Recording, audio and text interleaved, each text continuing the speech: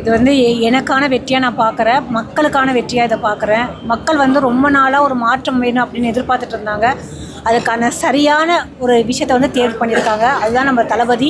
அதே மாதிரி வந்து thanks to the people and also the supporters. எனக்கு வந்து என்னோட நிர்வாகிகள் எனக்கு வந்து சப்போர்ட் பண்ணி கொடுத்தனால தான் இவ்வளோ தூரம் என்னால் நிற்க முடியுது.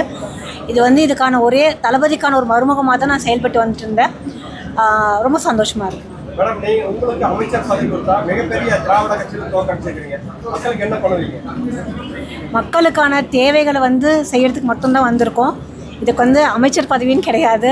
இப்போயே உள்ளே வந்தாச்சு. அதனால் இப்போ இருந்தே இந்த செகண்ட்லேருந்தே வந்து மக்கள் பணிக்காக என்றும் மக்கள் பணியில் டாக்டர் கனிமொழி சந்தோஷம்.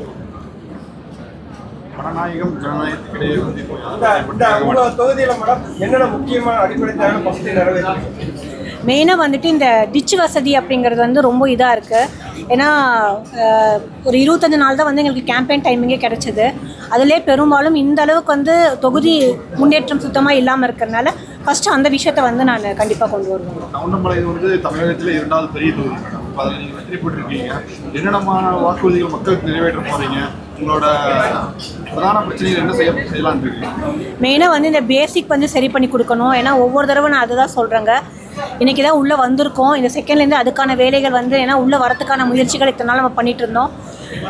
ஒரு பிளெஸ்ஸிங்கில் வந்து நம்ம வந்தாச்சு. இதுக்கு மேலே வந்து மக்களுக்கான மெயினாக இந்த பேசிக் ஸ்ட்ரக்சர் வந்து கவுண்டமலை தொகுதியில் வந்து சரியில்லை. ஏன்னா கிட்டத்தட்ட ஒரு 65% வந்து ரூரல் சர்க்குலேஷன்ஸ் இருக்கிறனால கொஞ்சம் கொஞ்சமாக ஒரு படிப்படியாக எல்லா வேலைகளும் நம்ம செஞ்சு கொடுப்போங்க. அதில் முதல்ல என்ன அடிப்படை தேவைகள் என்னவோ அந்த அடிப்படை தேவைகளை வந்து குடிநீர் ஆகட்டும், டிச்சு கழிவுகள் ஆகட்டும், ரோடு வேலையாகட்டும், இந்த ஸ்ட்ரீட் லைட்ஸ், இந்த மாதிரி இருக்கக்கூடிய இந்த பேசிக் விஷயத்தை ஃபஸ்ட்டு கண்டிப்பாக செஞ்சு கொடுப்பாங்க.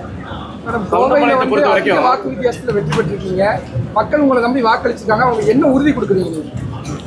மக்களோட அன்பு வந்து தளபதிக்கும் சரி எனக்கும் சரி என் மேலே இவ்வளோ ஒரு ட்ரஸ்ட் அண்ட் ஃபெய்த் வச்சு பண்ணக்கூடிய மக்களுக்கு அவங்களோட தேவைகள் என்ன நிறையா இடத்துல போய் எனக்கு அது வேணும் இது வேணும் எதுவுமே கேட்கலைங்க. மக்கள் அவங்களுக்கான அடிப்படை தேவைகள் என்னவோ அதை சரி பண்ணி கொடுங்க அப்படின்ற மாதிரி தான் கேட்டாங்க.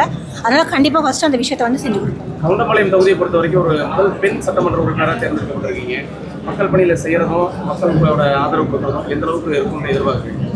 கண்டிப்பாங்க. ஏன்னா வந்து எல்லோரும் அந்த ஒரு டீவியேஷன்ஸ் இருந்துகிட்டே இருந்துச்சு. பெண் வேட்பாளர் நம்மளால் வந்து சக்ஸஸ் ஆக முடியுமா அப்படின்னு சொல்லிட்டு. ஸோ அதுக்கான ஒரு உதாரணம் நான்.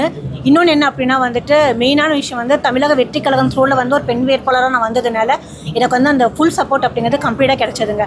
அதனால் மக்கள் வந்து என்ன மாதிரி விஷயங்கள் இருந்தாலும் சரி பெண்கள் பாதுகாப்பு அப்படிங்கும்போது நீங்கள் ஈஸியாக நான் அணுகலாம். பெண்களுக்கு மட்டும் கிடையாதுங்க, ஆண்களுக்கும் கூட. நன்றி.